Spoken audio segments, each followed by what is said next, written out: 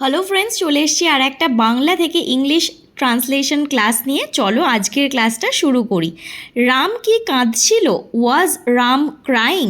চেষ্টা তো তোমাকে করতেই হবে। You will have to try hard. আমি অঙ্ক পছন্দ করি। I love doing maths.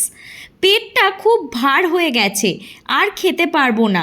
My stomach is almost full. I can't eat anymore. আমার দিকে আসুন, কাম টুয়ার্ডস মি। আমি খাচ্ছি না, আই অ্যাম নট ইটিং। আমি ফিরে এসেছি, আই হ্যাভ রিটার্নড। আমার প্রমাণ দরকার, আই নিড এভিডেন্স।